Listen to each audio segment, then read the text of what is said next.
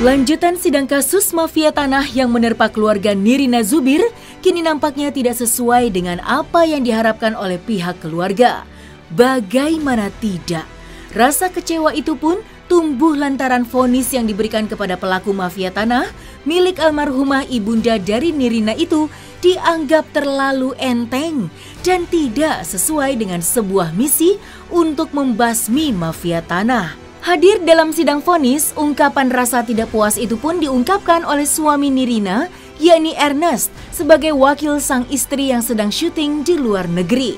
Lantas, seperti apakah bentuk kekecewaan pihak Nirina Zubir atas putusan dari hakim?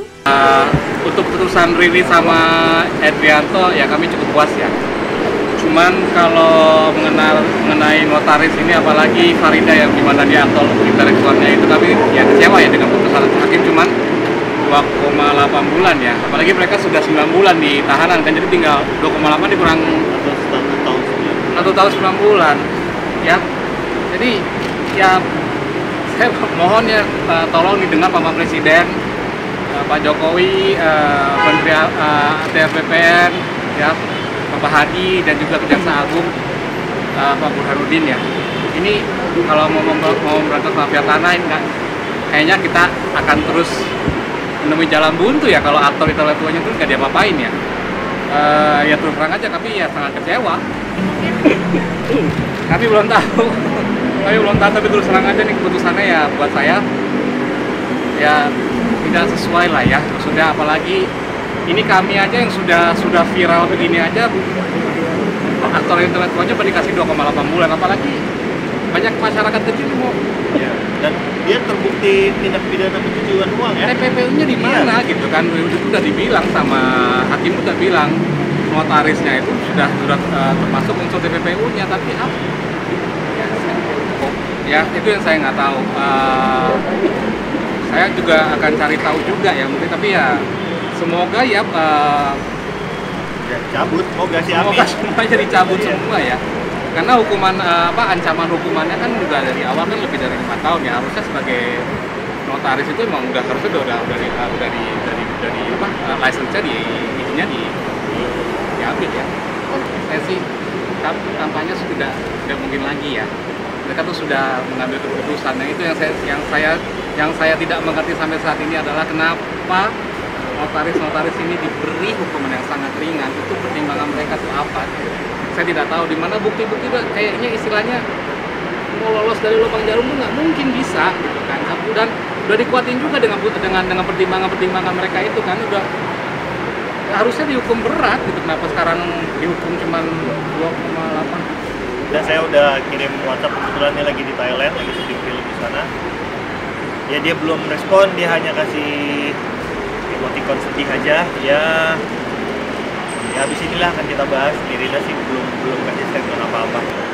Yang mana gitu kan sebenarnya? Yang pelaku utamanya atau aktor intelektualnya? Tapi kan sama-sama berat ya.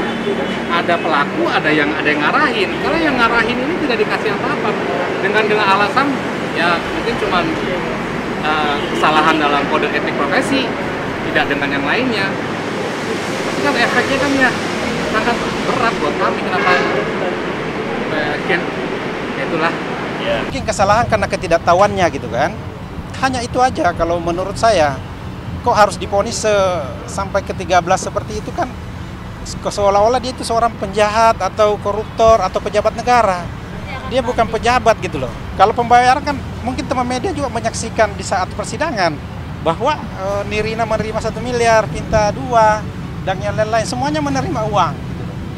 Jadi pencucian uangnya kemana? Kan tepat sasaran, kan kembali kepada pemilik. Cuma kan almarhum sulit kita ini karena orangnya udah meninggal, karena semua uang juga larinya ke sana. Yang jadi pertanyaan kan seperti Pinta di saat mau membeli rumah di sana. Kenapa harus Riri yang dipanggil membayar? Siapa Riri ini sebenarnya? Dan Pinta mengetahui itu. Di persidangan dia tahu Riri datang, kemudian membayar, kan gitu. Nirina juga, dia lagi di Bali dikirimi uang oleh Riri, kan gitu. Akhirnya Riri dimarahi oleh Ibu Cut dikarenakan Nirina udah dikasih duit 1 miliar untuk beli rumah katanya di Bali tapi nggak beli. Kan begitu. Nah, mungkin disinilah mungkin ada ketidakpercayaan orang tua terhadap anak. Maunya ibunya itu Riri harus bayar langsung gitu loh, jangan dikasih duitnya. Kira-kira seperti itu. Menurut saya wajar-wajar saja notaris mendatangi gitu kan, memberi kemudahan ke masyarakat. Ini kan yang melapor bukan pelaku langsung gitu kan, ahli waris, bukan yang menyuruh gitu kan. Kan Ibu Cut datang ke kantor notaris. Merasa dirugikan hingga sempat dibuat sengsara oleh para pelaku, kini sebuah langkah untuk berusaha memberikan efek jera kepada para tersangka nampaknya tidak akan disia-siakan oleh pihak Nirina yang masih menginginkan agar pelaku diberi hukuman yang setimpal pula. Dan mengenai langkah tersebut, Fadlan selaku perwakilan keluarga dari Nirina Zubir pun akhirnya buka suara terkait kemungkinan pihaknya akan ajukan banding dalam vonis yang diberikan hakim kepada para pelaku. Ya, again, kami ya maunya dia super berat ya, super berat. Tapi dengan turun segitu masih ya udahlah. Ya kalau bisa sih lebih berat lagi. Cuman udah putusan hakim sudah seperti ini, kamu mau apa lagi gitu kan? Ya kalau masih bisa sih ya kan mereka masih mikir-mikir tuh. Ya semoga lah para hakim ini masih punya ya maksudnya empati kepada kami keluarga yang korban ya.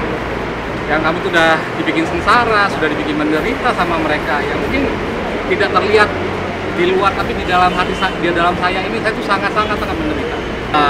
Kami belum ini kan baru selesai sidangnya. Jadi kami akan konsultasi lagi dengan lawyer kami apa langkah ke depannya. Saya masih harus berkoordinasi dengan keluarga klien kami bagaimana supaya keadilan harus ditegakkan, karena menurut saya vonis ini tidak adil buat klien kami yang katanya seorang pembantu tapi kok bisa menjadi mafia tanah kan begitu. Ini menurut saya penegak hukum, pengadilan, jaksa ini sasaran tembaknya salah gitu loh, hanya karena isu mafia tanah sehingga sangat serius untuk melakukan itu. Cuma kan salah sasaran gitu. Bukanlah Riri yang mafia tanah di sini. Saya dalam hal ini saya tidak tahu siapa, karena kan di sini ada notaris yang terlibat yang lebih memahami tata cara mengubah gitu kan. Yang kedua, pada saat itu ada almarhum yang memerintahkan Riri kan gitu. Ada surat kuasanya, ada kuasa secara tertulis, ada juga akta kuasa yang ditandatangani di depan notaris kan gitu. Keinginan klien kami, saya akan tetap menegakkan keadilan berkaitan dengan menurut saya tidak adil vonis atas seorang pembantu gitu ya, 13 tahun yang juga tidak menikmati uangnya. Sekarang siapa yang membuktikan bahwa Riri sudah kaya raya? Ada nggak barangnya yang disita? Ada nggak barang bukti yang dihadirkan ke persidangan bahwa dia telah mencuri ataukah telah mengambil uang sekian banyak itu? Di mana uangnya? Harusnya kan itu dulu diperlihatkan. Ini kan tidak ada yang dibuktikan. Masalah pemalsuan sampai saat ini kan belum terungkap siapa yang memalsukan. Ada nggak teman-teman media diperlihatkan bahwa ada yang memalsukan siapa? Semua baru dugaan kok. Kalau menurut saya perkara P21 pun harusnya belum, karena belum lengkap.